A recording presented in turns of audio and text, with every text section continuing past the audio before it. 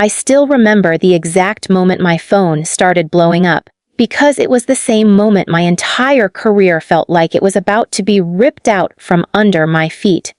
I was sitting at my desk, half a cup of cold coffee to my right, my laptop open with 3 unfinished reports, when a junior analyst from my team messaged me, "Did you hear what just happened?" Before I could even reply, another message came in, and another. Then my email refreshed, and there it was, an all-staff announcement sent company-wide. The subject line was cheerful, almost celebratory.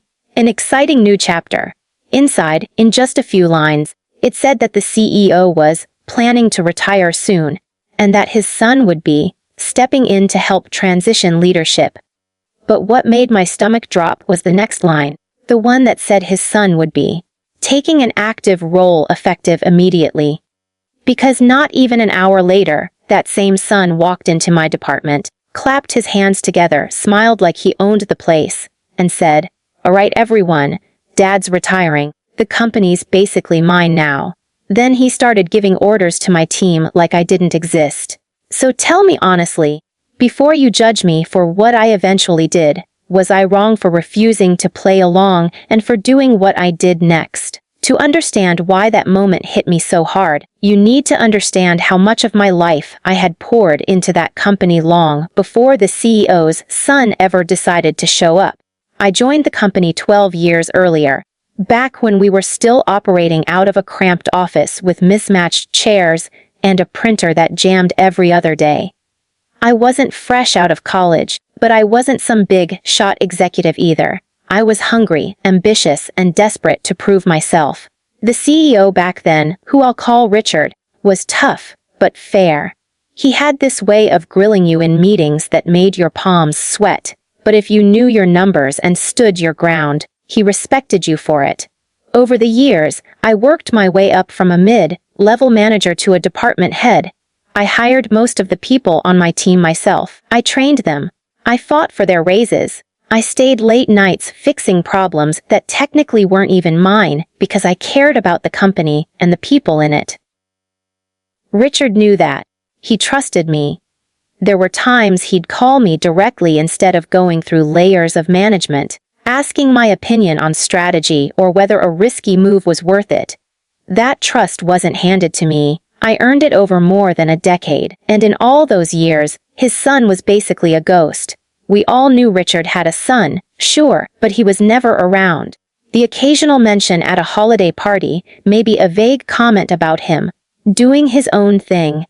I'd heard rumors that he tried a startup that failed, that he bounced around different industries, that he couldn't hold down anything for very long.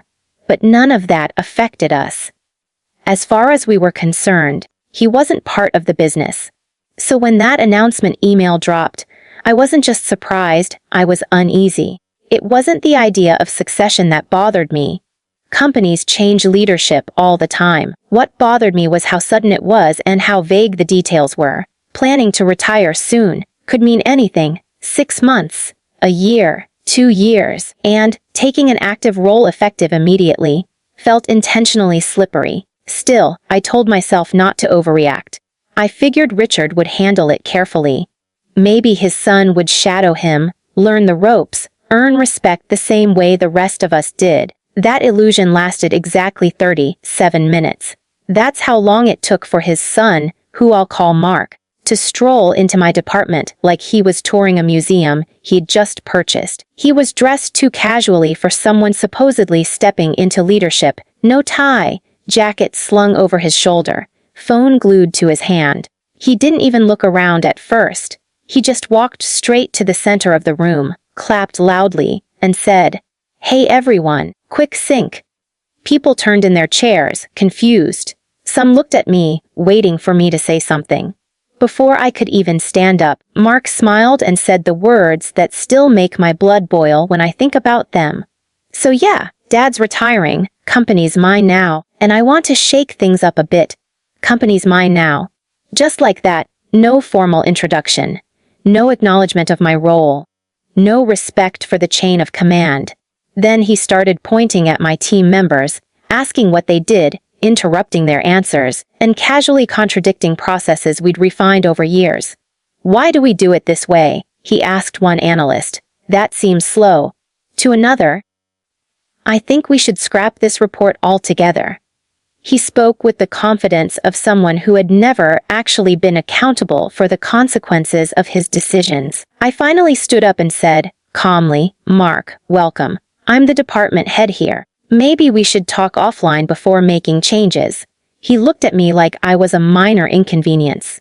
He laughed, actually laughed, and said, "Oh, right. Yeah, sure.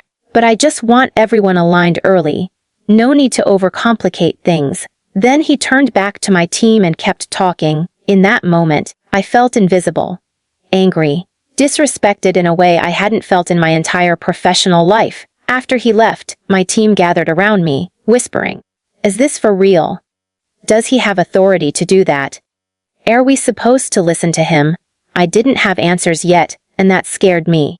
Because leadership isn't just about making decisions, it's about providing stability. And suddenly, everything felt unstable. I went straight to Richard's office. Or at least, I tried to. His assistant told me he was in back-to-back meetings all day. When I explained what just happened, she gave me an apologetic look and said, "He knows Mark is meeting people today." That was it. No reassurance. No clarification. Just that, over the next few days, things got worse. Mark started sending emails directly to my team, bypassing me entirely. He'd schedule meetings without checking my calendar, then act annoyed when I wasn't available. In group settings, he'd talk over me, reframe my ideas as his own, or dismiss concerns with phrases like, "That's how we used to do it, but we need to think bigger now." And every time someone pushed back even slightly, he'd drop the same line. "Well, Dad agrees with me on this." I tried to stay professional. I documented everything. I sent polite emails asking for clarification on decision-making authority. I requested a one-on-one meeting with Mark to establish boundaries. He postponed it twice, then finally canceled with a one-line message. "No need. Let's keep things moving." Meanwhile, my team was getting anxious. One of my senior managers, someone who'd been with me almost as long as I'd been there, closed my office door one afternoon and said, "I don't trust him. He's going to break things that took us years to build." What hurt the most was that Richard stayed silent. The man who used to value my input now avoided eye contact in meetings. When I finally cornered him in the hallway and asked directly, "What's Mark's role here, exactly?" he sighed and said, "Just give him some space. He's figuring things out." That was it. No defense of my authority. No reassurance that this was temporary. Just let it happen. And then came the meeting that changed everything. Mark called a department head's meeting, something he technically had no authority to do on his own. Richard was there, but he barely spoke. Mark stood at the head of the table and launched into a presentation about restructuring. He talked about cutting redundant layers, streamlining teams, and challenging legacy leadership roles. When he said that last part, he looked directly at me.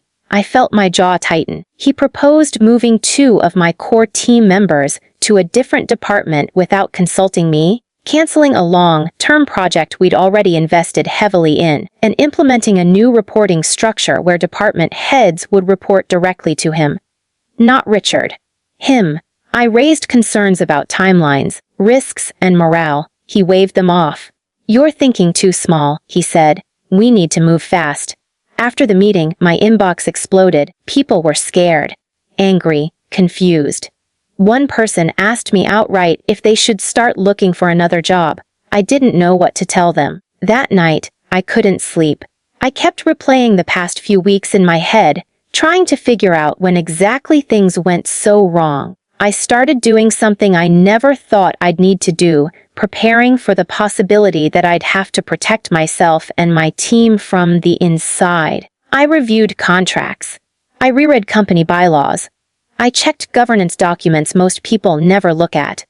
And that's when I noticed something interesting. Very interesting. According to our official corporate structure, Richard was still the CEO. There had been no formal board vote, no documented succession, no legal transfer of authority. Mark's power was based entirely on assumption and Richard's passive approval. The more I dug, the more uneasy I felt. There were compliance issues with some of the changes Mark was pushing, regulatory risks, financial exposures, things that could blow back hard on the company if handled carelessly. And Mark didn't seem to care. He cared about speed, optics, and control, not consequences. At the same time, my relationship with my team deepened.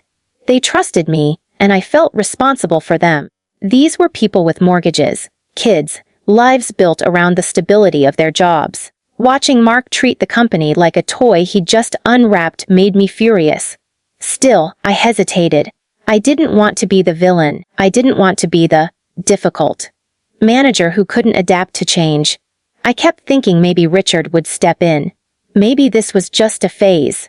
But then Mark crossed a line he couldn't uncross. He sent an email late on a Friday night, copying my entire team, stating that effective immediately, all strategic decisions would go through him, and that legacy leadership resistance would be noted in performance evaluations. That phrase, legacy leadership resistance, it was a threat, and it was aimed directly at me. I sat alone in my office long after everyone left, staring at that email on my screen. My hands were shaking, not just from anger, but from the weight of the decision forming in my mind. I realized that staying quiet wasn't neutral anymore.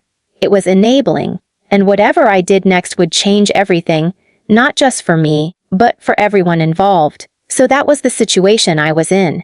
A company I helped build, a team that depended on me, a CEO who'd gone silent, and his son acting like a king without a crown, giving orders like the place was already his. Before I tell you what I decided to do next, and before I tell you how far this went and how ugly it got, I want you to pause for a second. Put yourself in my shoes. If someone walked into your workplace, claimed ownership without earning it, and started dismantling everything you'd worked for, what would you have done? Would you stay quiet to protect yourself, or would you risk everything to push back? Think about it, because what happened next is where everything truly exploded. I had spent that entire weekend barely functioning, just pacing between my living room and kitchen, replaying Mark's email over and over in my head like it was burned into my brain. Legacy leadership resistance will be noted. The more I thought about it, the more it felt unreal, like some bad corporate satire. Except this was my real life, my real job, my real team. By Sunday night, I knew one thing for sure: if I did nothing, Mark would slowly squeeze me out, rewrite the narrative, and make it look like I was the problem. And once that happened, my team would be next. So Monday morning, I walked into the office with a calm I didn't actually feel, but I forced myself to project it anyway. I gathered my senior managers first thing and told them, carefully, that for now, they were to route all major requests through me, no matter where they came from. I didn't say Mark's name out loud, but everyone knew who I meant. They nodded, tense but relieved, like soldiers glad to finally have orders. The first confrontation came before noon. Mark stormed into my office without knocking, closed the door behind him, and leaned against my desk like he owned it. He held up a printed copy of his own email. "Why are people ignoring this?" he asked, not really asking. I met his eyes and said, evenly, "Because it contradicts our governance structure. You don't have formal authority to evaluate department heads or override existing reporting lines." His smile vanished instantly. "Dad put me in charge," he snapped. "That's all the authority I need." I took a breath and replied, "Then we should formalize that. Until then, I'm responsible for my department." He stared at me for a long moment, then laughed again, but this time it was cold. "You're making a mistake," he said, and walked out. Within days, the atmosphere turned poisonous. Mark began holding strategy huddles with select people, deliberately excluding me. He fed them half information, framed me as an obstacle, and started building his own little inner circle. I could feel it happening, like a slow infection. At the same time, Richard remained frustratingly distant. When I tried again to get clarity, he brushed me off with tired phrases about family, legacy, and trust. That's when something inside me shifted. I realized Richard wasn't going to save the company from his son. Either he couldn't, or he wouldn't.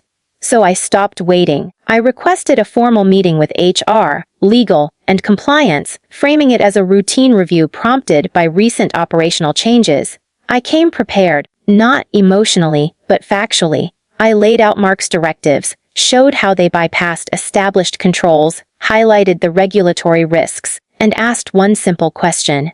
Who is legally authorized to make these decisions right now? The room went quiet. Legal exchanged a look with compliance.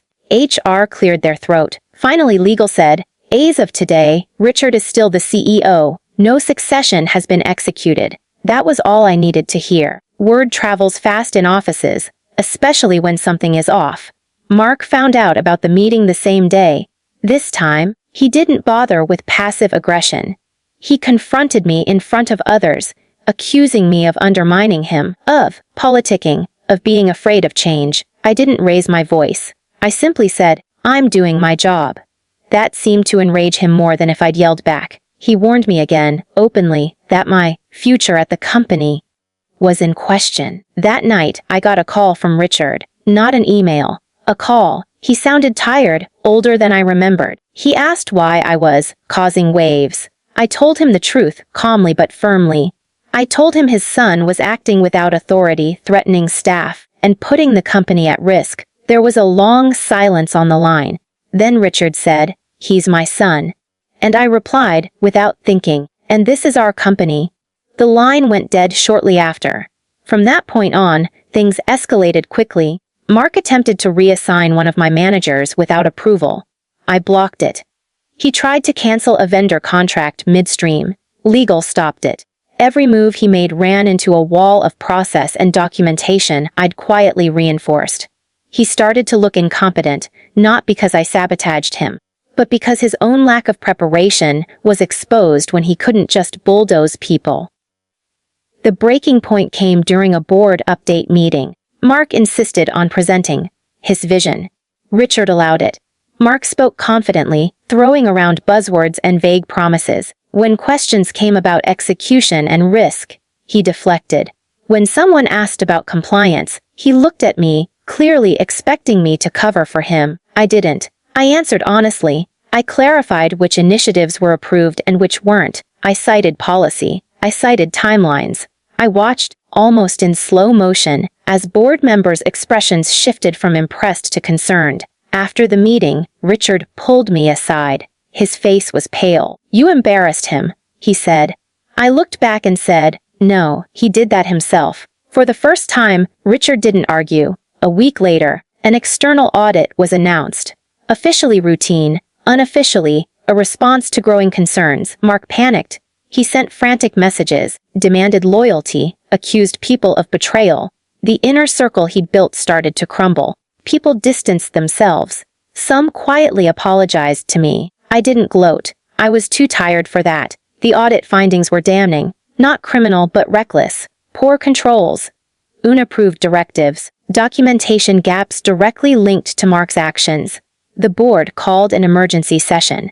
Richard was asked to step back temporarily. Mark was removed from any operational role pending review.